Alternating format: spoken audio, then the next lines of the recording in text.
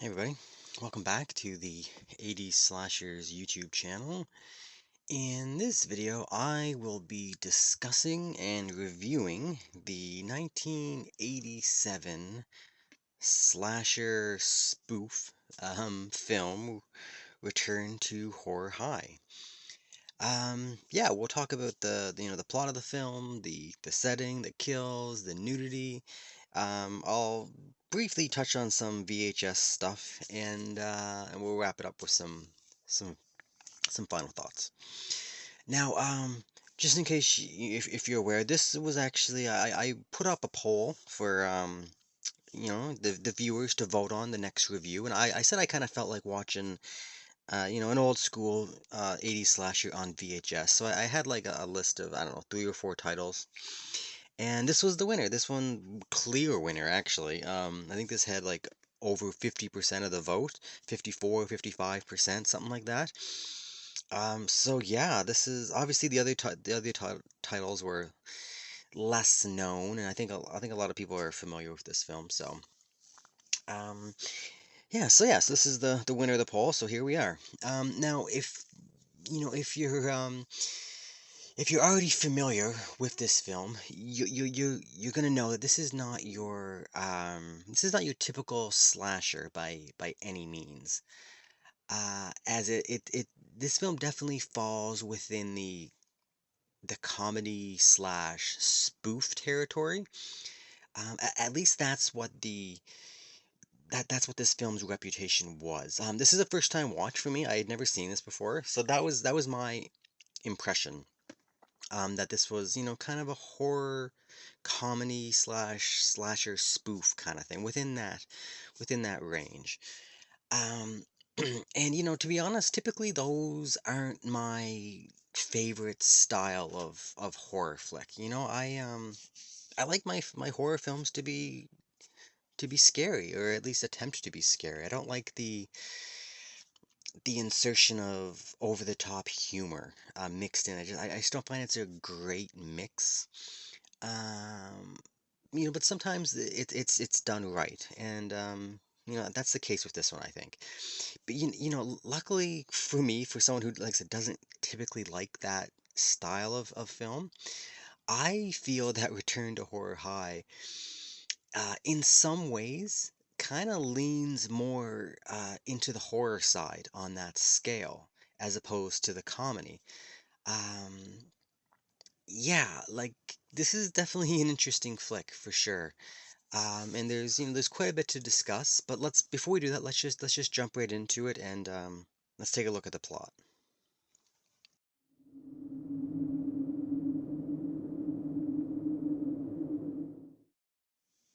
All right, so I'm gonna do my best to describe the plot to this. It's not gonna be easy because well, we'll talk about it. That the plot structure to this film is very interesting.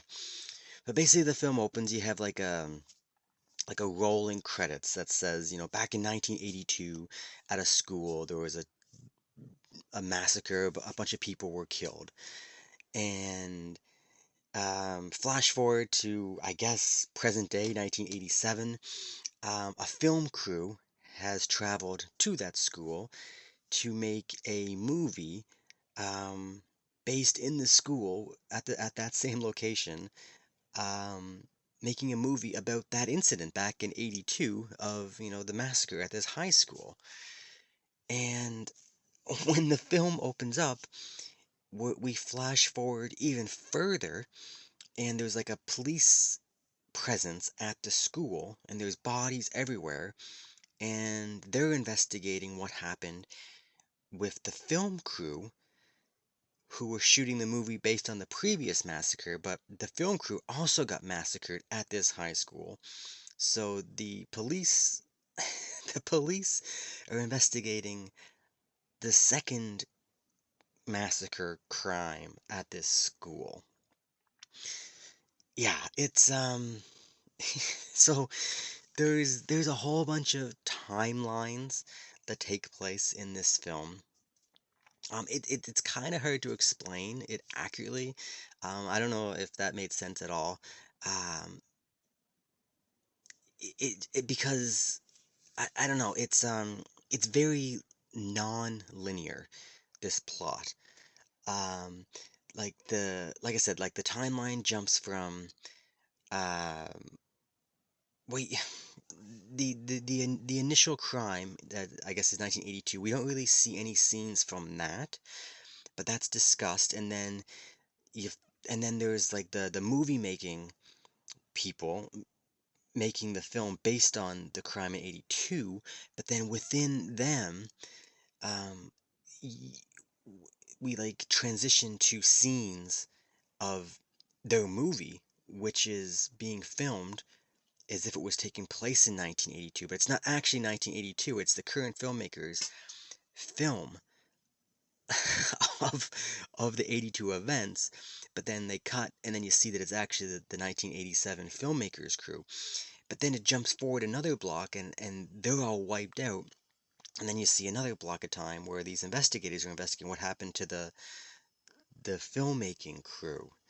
And it goes back and forth between these timelines, and the reality is back and forth because sometimes it's like this timeline, the reality, and then sometimes it jumps to like the filmmaking crew reality, but then it jumps to inside like a movie scene that they're making that is actually the 1982 um, scenes from 1982 that they're trying to shoot. It's all over the place. And so yeah, back and forth timeline, back and forth between reality and the fake movie.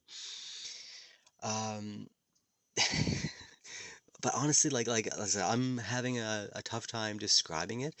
But while watching the film, it's not confusing. It works really well. And that's the first thing I'm gonna say about this. The script for this film is really clever.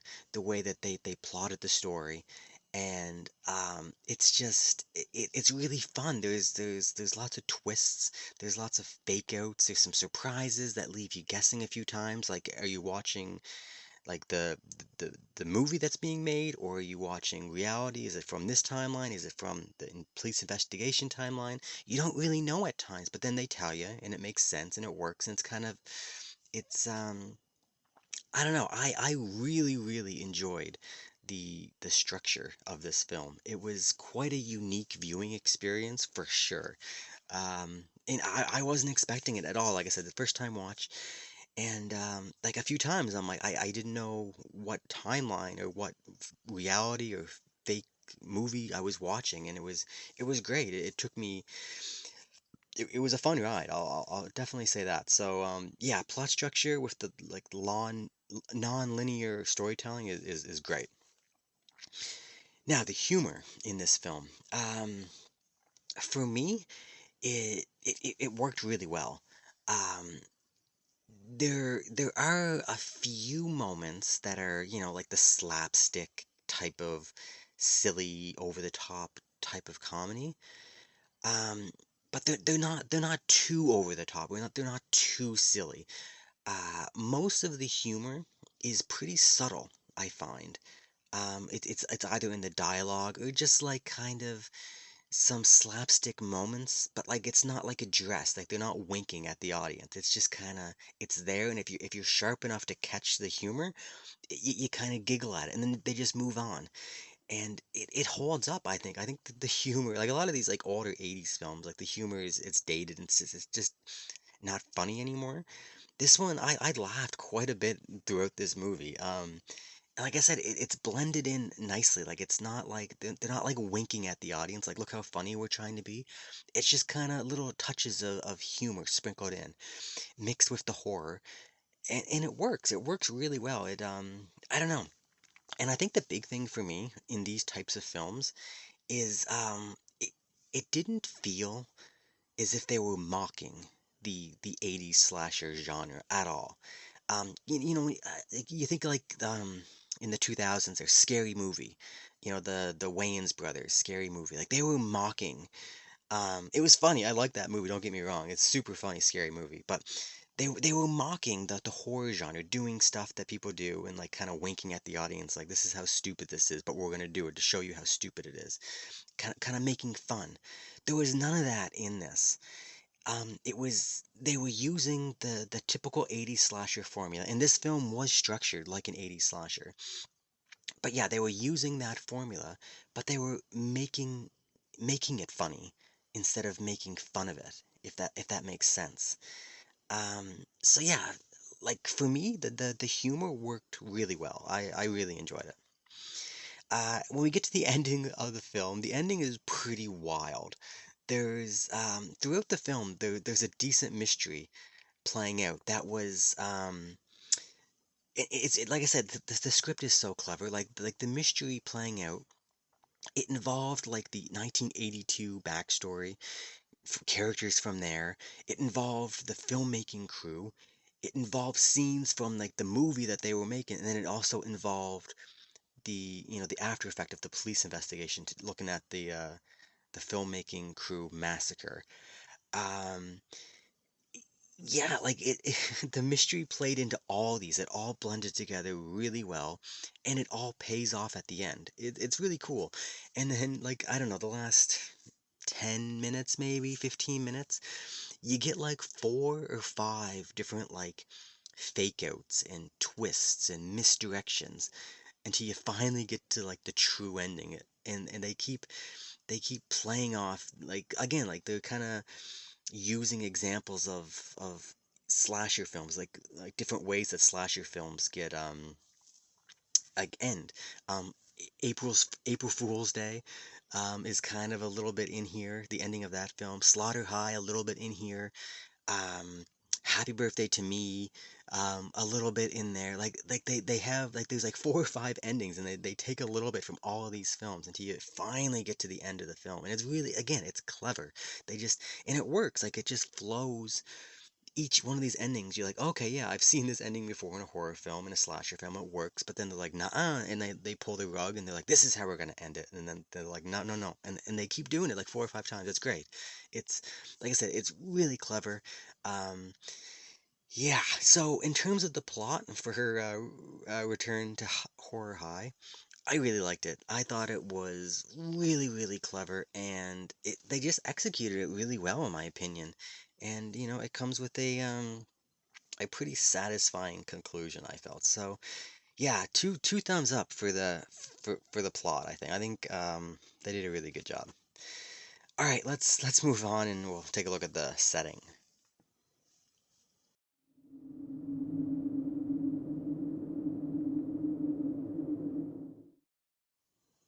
All right, so in terms of the setting here, yeah, obviously this is the majority of the setting is a school setting.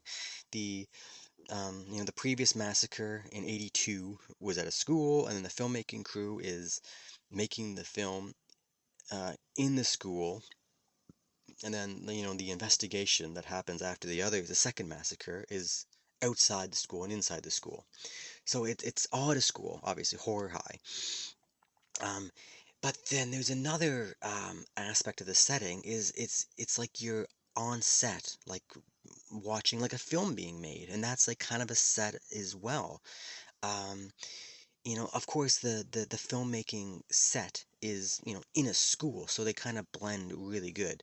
But you do get like there's two parts of the setting, like school and like film set, I guess. The in terms of the school, it's great. I love slasher films set in schools. They're great. There's lots of different unique locations that you can utilize within the school, and they do a good job of using these locations. There's lots of shots in like classrooms, uh, locker rooms, principal's office, um, hallways, all that stuff. It's the basement. There's like upper floors. Yeah, they do it really good. And the school is abandoned. Like there's no. It's not like daytime hours. It's like all the scenes are at like an abandoned school. So when all like the people are gathered in one location, then if someone like wanders off to wander the school on like an upper floor, they're alone, and it feels they feel really isolated, and because it's a big school, and yeah, the school setting works just really well. It's great. Um, uh, I'll say the highlight was a lot of the shots in just the hallways, like people like walking down the hallways, and there's the rows of lockers, and for whatever reason they used a lot of again, maybe it's kind of the comedy aspect, but they use a lot of like smoke machines and fog, just people walking down the hallways at night, and there's like fog everywhere. But it looked great. It looked really good. It really added to the atmosphere. Yeah, I thought they utilized the school setting um, really good. But the in addition to that, like the filmmaking side of the setting was also really cool. It was obviously very like meta, because you were seeing like just the way the film was. Like they were making a movie, then you see the movie, then you see them cut, and then people are getting killed. And are they getting killed in the movie? Because people get killed like as if there's like practical effects people. They're killing people in the movie, and you don't know if that's like part of the film they're making, or if it's actually the filmmakers getting killed. It's really cool like that, and it's just, yeah, it's kind of meta at times, because they're making a movie about people getting killed, but then they're actually getting killed and they realize it's fun. But yeah, you get to see the actors like preparing their dialogue and asking for motivations with the director, and you see the director produce or directing and telling his actors to do stuff. Then there's like a producer, like a money man producer, making decisions, telling them to cut lines and blah blah blah, and telling girls we need more TNA, we need more blood, that kind of stuff. Then we have like a special effects department, you're trying to make kills and mix the blood, all that stuff. There's writers, being told to like edit stuff, and it's really cool. It's like I said, these two settings mixed together, they work really well. Again, it's just all part of this clever script that they had, and it worked really well. And I think the setting for this film is great. So yeah, two thumbs up again for the setting. Really fun. All right, let's move on and take a look at the kills.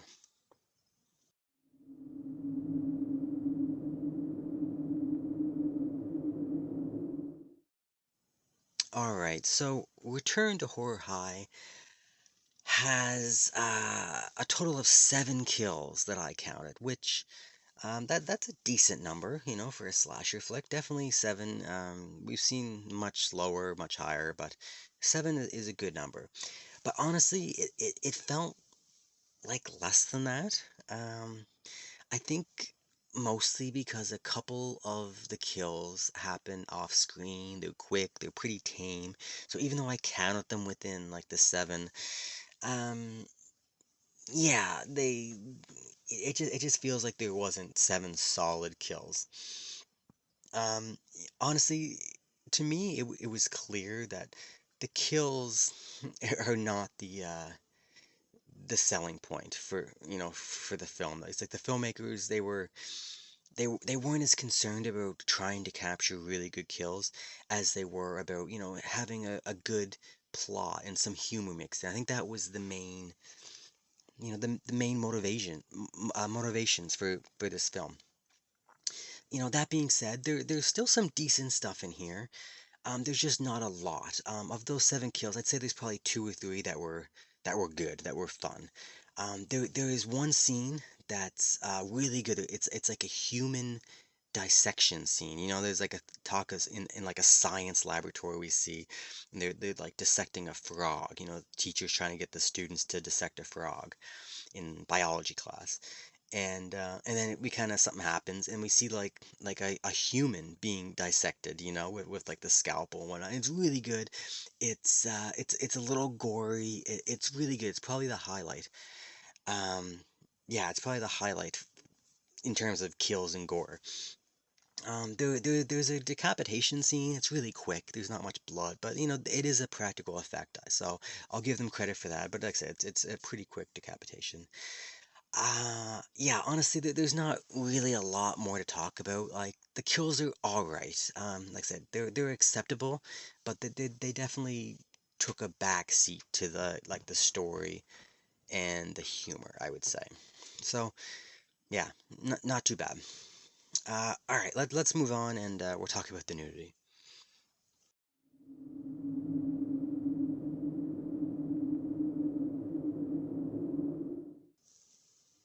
All right, so this film, I have a total of three nude scenes, which isn't a lot. It's not you know it, it's fine. It's fine. The the first scene that we have here, again, it feels like it's one of those ones that it's super gratuitous. It feels like they inserted it because they knew that the genre always has blood and nudity. So this first scene, and they're kind of talking about that. It's kind of like meta, like, oh, it's like an actress getting ready to shoot her scene, and she's completely topless, and the director and the producer are like, oh, what do you think of? They're talking about like her like her breast size, and this woman is she's well endowed. Yeah, she looks good. She's a well endowed girl. But then, they were making jokes about like, are they too big? Are they too little? And they actually make like a funny joke about the nudity with her.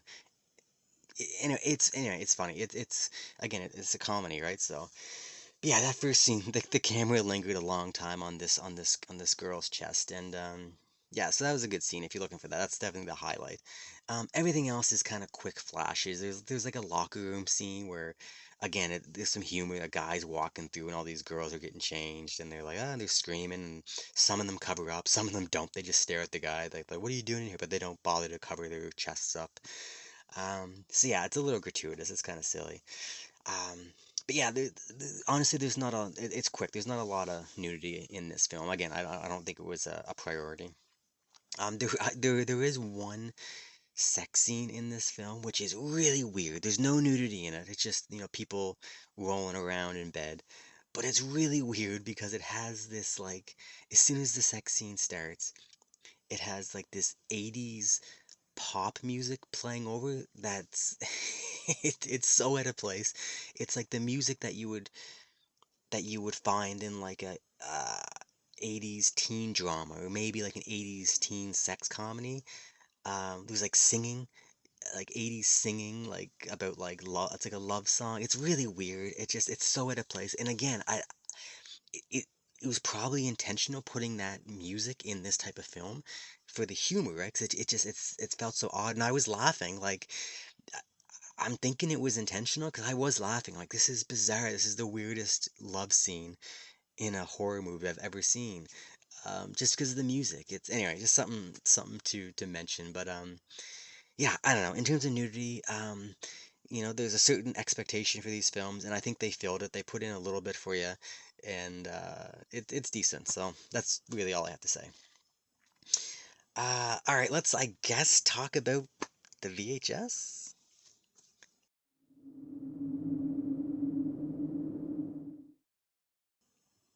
Okay, yeah, I'm not gonna say too much about this. Nobody cares about VHS, but this was fun, man. This was a fun experience. Um, I don't know how many people watching this have the capability to watch VHS still. Like, I've always had a VCR. Um, this is charming to watch. Like, if you have the capability, like, if you see these films, and or if you have a collection or something, you go to a like a thrift shop. You can pick up VCRs for $5, $10 for really nice ones, and I think it's worth it because it's so charming to watch. I don't know. It's been a really long time since I've watched a VHS, so maybe that's why it's been too long. But it's definitely a different experience because like there's no when I watch my Blu-rays and my 4Ks and my DVDs, my player has like a time counter on like the LCD screen, so I can always see how much time is left. I'm always looking like, oh, I have 40 minutes left. Oh, there's only 20 minutes left.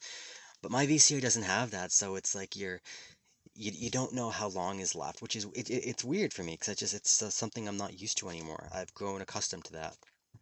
And then you also hear the machine playing. There's always like that constant buzz or hum of the machine playing, which it kind of lets you know that you're watching a VHS. I don't know, I like it. Um, and honestly, after this looked pretty good. This was like there was no tracking issues. It was clear. The picture was really clear. Um, Yeah, this looked really good on VHS. I'm not gonna lie. And after about like 15 minutes, um, I didn't even realize. Besides the hum of the VCR, it could have been a DVD. Like it didn't bother me at all. It's great. And I'll be honest, in some ways, this is the best way to watch these type of films. If you grew up, if you're old enough to have grown up watching VHS, especially horror films, there's something special about it. If not, you probably think that's crazy. Why would I watch a piece of crap VHS when I can watch it on Blu-ray in high definition? And yeah, there's an appeal to high definition. I watch them all in high definition, and the better the detail, the better the crispy, all that stuff is yeah, it's great. But there's something great about this too. It's just you're not watching it for the clarity and the picture quality and the audio quality.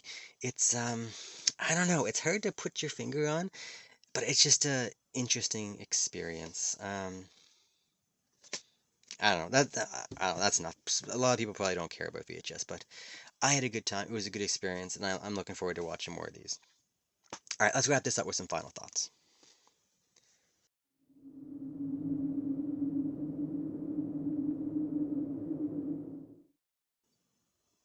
Okay, so I really enjoyed Return to Horror High. I think it was one of the most clever films I've watched in a really, really long time. I had a great time, and like I said, it was all due to the plot and the way it was structured. Like the constant back and forth between different time periods. There's like three different time periods, and the constant back and forth between reality in the different time periods, or like watching a movie within one of the time periods. It blended together really well. It was back and forth, very, like I said, non-linear. But it worked amazing, I thought. Yeah, and then you mix that with the humor. Like I said, very subtle humor, a little slapstick, but not over the top, and everything just worked really well for me. I don't know. In my opinion, it was great. It was a great watch. Um, like I said, it's definitely not your typical 80s slasher. But it was structured like one, like the way that the plot played out, like the story. They got the backstory, then the killer, the mystery, the kills, the reveal at the end, the nudity. It had it all. It was definitely made to be an 80s slasher. It just has these extra fun elements mixed in. Um, I don't know, like it was great. I didn't talk about it, but we have an early appearance by George Clooney in this film. I don't think he's on the back now.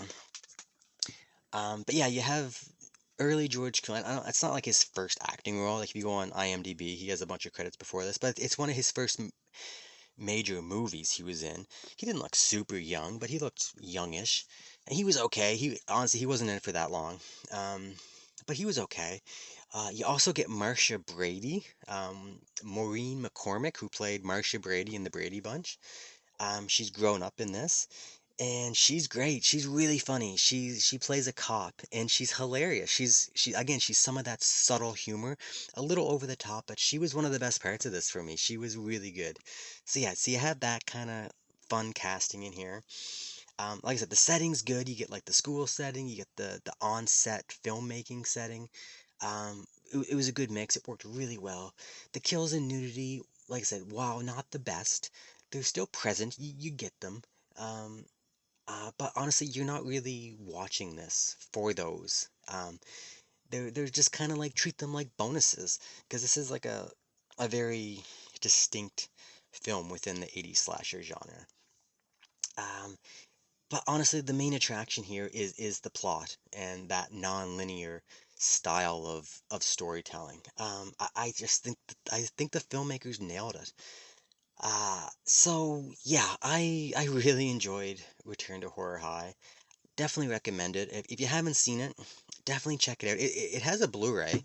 It's obviously on DVD as well. I didn't look it up. I don't know what the price. I don't know if this is hard to track down or not. If I ever see it, I'm definitely gonna pick it up because I really enjoyed it.